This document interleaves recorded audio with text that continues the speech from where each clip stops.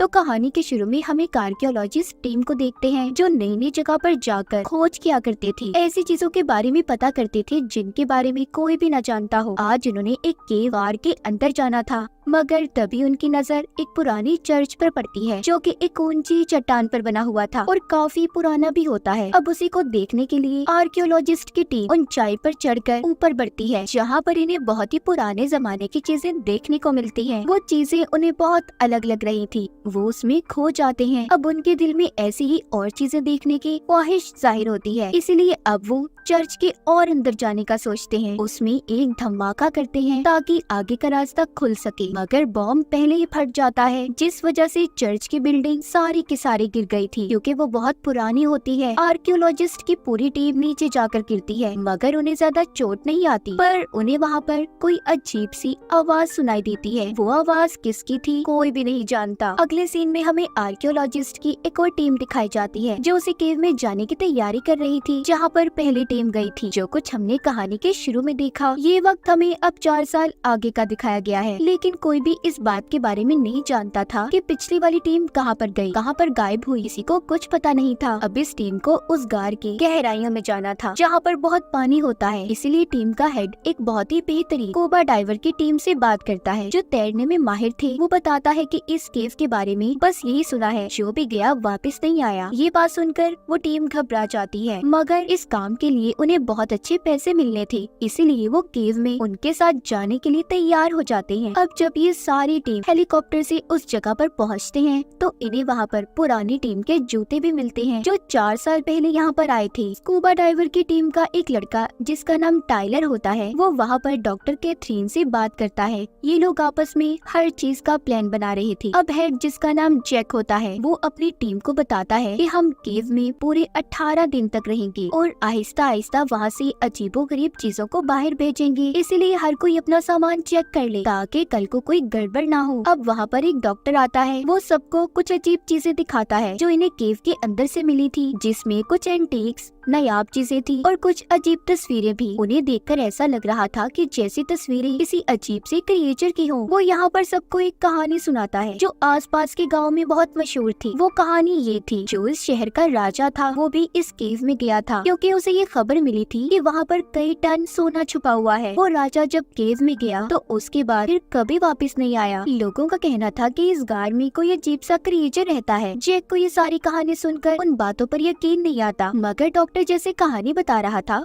उसकी बातों से तो यही लग रहा था कि इनमें कुछ तो सच्चाई जरूर है, इसीलिए इन्हें संभल कर रहना है। अब अगले दिन सारी टीम एक एक करके केव गार में नीचे उतरती है। हम केव का नजारा देखते हैं जो बहुत बड़ी थी और खौफनाक किस्म की। उस केव में नुकीली चट्टानी थी और बीच में पानी जिसमें गहराई बहुत ज्यादा थी। यहाँ पर पहुंचकर जैक सबसे पहले अपनी टीम में से एक साथी को नीचे पानी में भेजता है। जब वो तैरकर नीचे जाता है तो पहले तो उसे पानी में कोई चीज नहीं मिलती, लेकिन थोड़ा सा आगे जाने पर उसे सूखी जगह नजर आती है। वो वहाँ पर रुककर अब अपनी टीम से बात करता है। जैक की टीम अपने साथी को मॉनिटर स्क्रीन पर देख रही थी, तभी उनके साथी के पास किसी अजीब सी किस्म का जानवर आता है जिसके साथ वो खेलने लगा था क्योंकि वो काफी नरम था। ये सब कुछ जैक की टीम के लोग भी देख रहे थे, इसीलिए अब वो अपने साथी को पानी की गहराई में थोड़ा और अंदर जाने का कहते हैं। जब जैक का साथी पानी की गहराइयों में थोड़ा और अंदर जाता है तो उसे कुछ हलचल महसूस होती है। इस बारे में वो अपनी टीम को भी बताता है, पर अचानक से जैक का साथी डर गया था, उसकी लाइन भी कट जाती है। जैक की टीम अब अपने साथी को नहीं देख पा रहे थे। सभी टीम मेंबर्स डर गए थे और सोचते हैं कि आखिर अचानक से हुआ क्या। इसीलिए अब सब कहते हैं कि हमें एक साथ पानी की गहराई में नीचे जाना चाहिए, मगर जैक कहता है नहीं, अभी नहीं। अब वो अपने दूसरे साथी को जाने का बोलता है ताकि वो जाकर अपने पहले साथी के बारे में पता कर सके। टाइलर जो कि जैक का भाई था, जिसको हमने कहानी के शुरू में भी देखा, वो फिर से जैक से कहता है कि हमें सबको मिलकर जाना चाहिए, पता करने के अंदर क्या हो रहा है, आखिर क्या खतरा है। इसलिए जैक टाइलर की बात को मान लेता है। अब ये आधे लोग पानी की गहराई में जाते हैं। बीच में जो इन्हें नायाब चीजें नजर आ रही थी उनके साथ साथ तस्वीरें भी ले रहे थे और जो कुछ अनमोल चीजें इन्हें मिलती हैं उन्हें अपने पास भी रख लेते हैं। थोड़ी देर बाद ये उस जगह पर पहुंच जाते हैं जहाँ पर आखिरी बार इन्होंने अपने साथी को देखा था। वहाँ पर उन्हें अपने साथी का सामान तो मिलता है, पर वो गायब था। सब कुछ देखकर ऐसा लग रहा था कि जैसे वो खुद अपने सामान को छोड़कर अपनी मर्जी से गया हो। वहाँ पर इन्हें कुछ और पुराना सामान भी मिलता है जो कि किसी पुरानी आर्कियोलॉजिस्ट टीम का था। तभी जैक की टीम के एक साथी को साइड पर अजीब सा मरा हुआ जानवर मिलता है, जिसे जब वो देखने जाता है तो डर गया था और चिल्लाता है। अब वहाँ पर उसकी चीखों की आवाज को सुनकर जितने भी और जानवर थे सब ने उस पर हमला कर दिया था। वो उसे खींचकर पानी के अंदर ले जाते हैं, जहाँ पर एक बहुत बड़ा क्रिएचर जैक के साथी के टैंक पर हमला करता है। उसका टैंक फट जाता है, जिसकी आवाज को सुनकर टाइलर जब उसे बचाने भागता है, मगर तब तक देर हो गई थी। वो बड़ा क्रिएचर उसे खींचकर अपने साथ ले गया था, जो कि एक तंग गार्ड था जो पानी में काफी गहराई में था, जिसके अंदर इंसान का जाना तो मुमकिन नहीं था क्योंकि वो बहुत ज्यादा छोटी जगह थी। अब टाइलर वापस आकर इस बारे में अपनी टीम को बताता है तो सब सुनकर हैरान हो गए थे। कहते हैं कि नामुमकिन सी बात है ये केव जमीन के बहुत नीचे है और फिर उससे भी ज्यादा गहराई में किसी जानवर का पल पाना बहुत मुश्किल है। इसके बाद जैक की टीम दोबारा से अपने साथी को ढूंढने का कहते हैं, मगर अब वो रास्ता भी बंद हो चुका था जहाँ से ये पहले गए थे, क्योंकि टैंक के फटने की वजह से पत्थर नीचे आकर गिरे, जिससे रास्ता बंद हो गया। मतलब के दो साथी इनके लापता हो चुके थे। ये दोबारा से अब अपने बेस पर आ जाते हैं, उसी ठिकाने पर जहाँ पर ये केव में ठहरे हुए थे। जैक अपनी पूरी टीम से कहता है कि हमारे पास यहाँ रहने के लिए सिर्फ 18 दिनों का सामान मौजूद है, इससे पहले हमें यहाँ से निकलना होगा। जैक का साथी कहता है अब हम पुराने रास्ते से तो वापस नहीं जा सकते, क्योंकि ऐसा लगता है उधर कोई खतरनाक जानवर है जिसने हमारे साथियों पर भी हमला किया है। क्या पता उसी ने पुराने आर्कियोलॉजिस्ट की टीम को भी मारा हो। जैक अपने साथी से कहता है क्या हो गया है, तुम शांत रहो। वो अब डॉक्टर से भी इस बारे में बात करता है, जिस पर डॉक्टर कहता है कि ये बात मुश्किल है, मैंने कभी ना तो इतने बड़े क्रिएचर को देखा और ना उनके बारे में सुना है। अब जैक अपने साथी को लेकर रास्ता ढूंढने निकल जाता है। उधर टाइलर की अपने एक साथी के साथ लड़ाई हो गई थी। वो साथी टाइलर को इसलिए मार रहा था क्योंकि उसका कहना था कि हमारा साथी तुम्हारी वजह से मरा, अगर तुम्हें आवाज आई थी तो जाकर तुम उसे बचा भी सकते थे, पर तुमने जानबूझकर ऐसा कुछ नहीं किया। अब तभी उनकी टीम की एक लड़की आकर उन्हें लड़ाई से रोक लेती है। डॉक्टर उधर उस मरे हुए जानवर के बारे में टेस्ट करता है, वो उसे माइक्रोस्कोप पर देखते हैं। दूसरी तरफ जैक जो कि रास्ता ढूंढने निकला हुआ था, उस पर भी एक जानवर ने हमला कर दिया था, जिससे जैसे तैसे करके जैक बच जाता है और जल्दी से वापस अपनी टीम के पास आता है। उसकी कमर पर उस जानवर के नाखूनों के निशान थे। उसका एक टेंटिकल जैक के साथ ही आ गया था। टीम के लोग जैक से उसे अलग करते हैं और अब ये मिलकर उस टेंटिकल पर टेस्ट करते हैं। इनकी टीम में जो डॉक्टर कैथरीन थी वो बताती है कि किसी किस्म का पैरासाइट है, जमीन में रहने वाला कीड़ा। इनका काम मरे हुए इंसानों को खाने का है। इनके सूंघने और सुनने की ताकत बहुत तेज होती है, मगर ये इतना बड़ा कैसे हो सकता है, अजीब बात है। डॉक्टर कहते हैं कि हो सकता है यहाँ पर ये कई अरसे से पल रहे हों और ये केव कितनी पुरानी है किसी को भी इस बारे में नहीं पता। सब सुनकर जैक कहता है हमें जल्दी ही यहाँ से निकलना चाहिए, मगर उसके साथी उसे अभी रुकने का कहती है, क्योंकि उस जानवर के नाखून लगने की वजह से उसकी कमर से खून निकल रहा था। डॉक्टर भी उसे मना करते हैं, मगर वो नहीं मानता और सबको अपने साथ लेकर एक दूसरे रास्ते की खोज में निकल जाता है, जहाँ से बाहर जाया जा सके। अब सभी एक साथ आगे बढ़ रहे थे कि तभी रास्ते में जाते हुए इन्हें पुरानी आर्कियोलॉजिस्ट की टीम की हड्डियां मिलती हैं, जिनमें उसी जानवर के दांतों के निशान थे जिसने जैक को भी काटा था। सारी टीम जैक की बात को मानकर आगे बढ़ रही थी, मगर अब जैक की चोट बढ़ने लगती है। जब ये सब एक चट्टान पर चढ़ रहे थे तो जैक का साथी कहता है कि मुझे लगता है हम गलत रास्ते पर चल रहे हैं, क्योंकि मुझे कोई पानी की आवाज नहीं आ रही। मगर जैक कहता है तुम चलते रहो, मुझे आ रही है। थोड़ा ऊपर पहुँचने पर इन्हें पानी मिल जाता है। जैक अब उसके अंदर फ्लेयर गन को डालकर देखता है कि पानी कितना गहरा है। उसे पता चलता है कि पानी नीचे बह रहा है। वो अपने साथियों से कहता है कि कुछ देर हम यहाँ पर आराम करेंगे, जिसके बाद हम इस पानी में उतरेंगे। तभी यहाँ पर उसके एक साथी से लड़ाई हो जाती है, क्योंकि वो इस मुसीबत की घड़ी में भी हर चीज को रिकॉर्ड कर रहा था। अब सब आराम करने बैठ जाते हैं। जैक को अजीब से दूरी पड़ रही थी। उसके साथी उसके बारे में दूर बैठे बात करते हैं, कहते हैं कि अब हमें जैक की फिक्र हो रही है, उसे कभी भी इतना गुस्सा नहीं आया था। उधर दूर बैठा जैक अपने सभी साथियों की बातों को सुन पा रहा था। ऐसा इसलिए था क्योंकि उसके जिस्म में बदलाव पैदा हो रहे थे। उस जानवर के काटने की वजह से उसकी सूंघने और सुनने की ताकत भी तेज हो गई थी। क्या जैक भी वैसा ही जानवर बनने वाला था या कुछ और? अब खैर ये आराम करने के बाद निकल पड़ते हैं। आगे वाटरफॉल झरना था। जैक सबसे कहता है कि हमें इस झरने को पार करना है। कैथरीन कहती है नहीं जैक, मुझे ये रास्ता गलत लग रहा है, मगर जैक उसकी बात को नहीं मानता और सबको अपने पीछे आने का कहता है। जब सभी कूद रहे थे तो तभी कैथरीन का पाँव किसी चीज ने पकड़ लिया था, मगर थोड़ी देर बाद छोड़ देता है। कैथरीन भी जल्दी से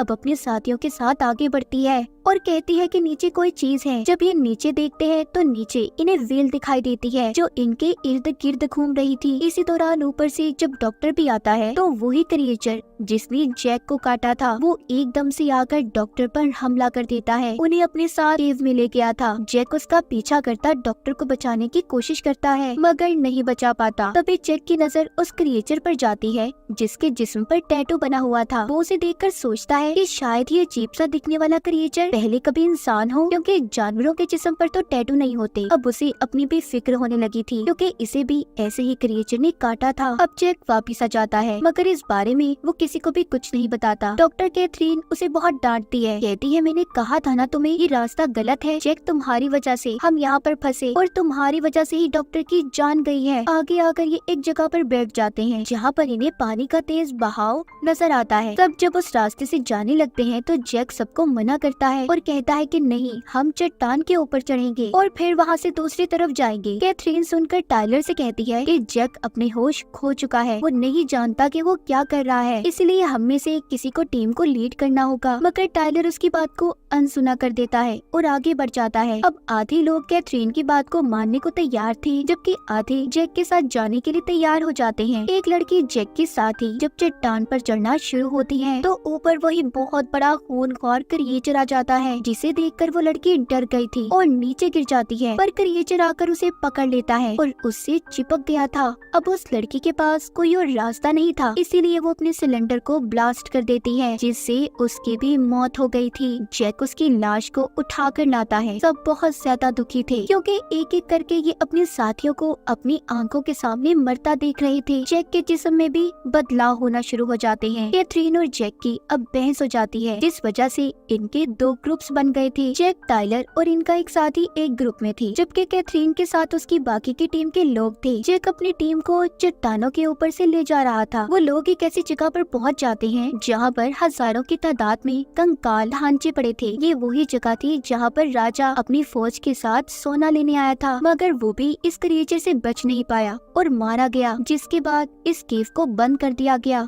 वहीं पर जैक को एक जगह से ठंडा पानी आता दिखाई देता है। ये समझ गए थे कि यहाँ से बाहर निकलने का रास्ता है। जैकब सबको जब बुलाने जा रहा था तो उसे एकदम से फिर कुछ होता है। ये देखकर टाइलर कहता है तुम यहाँ पर रुको, मैं बुलाने जाता हूँ। दूसरी तरफ कैथरीन जो कि क्रिएचर से बचते बचाते अपनी टीम के साथ आगे बढ़ रही थी, तभी एक साथी को क्रिएचर पकड़ लेता है। कैथरीन और उसकी दूसरी साथी वहाँ से भागती हैं। इन्हें टाइलर ने भी ढूंढ लिया था। वो जल्दी से कैथरीन और उसकी साथी को लेकर जैक के पास जाता है। जैक अब सबको बताता है कि तुम्हें इस पानी के रास्ते से आगे जाना होगा, मगर वहाँ पर भी इन्हें बहुत से क्रिएचर्स का सामना करना पड़ता है। वो क्रिएचर जो कि सालों से यहाँ पर रह रहे थे वो सारे अब जाग जाते हैं। तभी ये अपनी जान बचाने के लिए जब पानी में छुपने की कोशिश करते हैं मगर नहीं बच पाते। क्रिएचर ने उन्हें देख लिया था। जैक उन क्रिएचर्स का मुकाबला करता है, एक एक क्रिएचर को मार रहा था क्योंकि उसके अंदर भी अब उन्हीं का खून था और एक बॉम्ब को लेकर क्रिएचर के साथ पानी में कूद जाता है। बॉम्ब ब्लास्ट हो गया था। बाकी बचे हुए लोग जैक के बताए हुए रास्ते से नदी से बाहर आ जाते हैं। अब कहानी हमें एक साल आगे की दिखाई जाती है जहाँ पर कैथरीन और टाइलर मिलते हैं। टाइलर कहता है कि मैं अपने भाई को बहुत याद करता हूँ। वो यहाँ पर जैक की बात कर रहा था जिसके बारे में कोई भी नहीं जानता वो जिंदा था या मर गया। अब टाइलर कहता है लेकिन अगर वो हमारे साथ आ भी जाता तब भी जिंदा नहीं रह पाता। कैथरीन कहती है नहीं,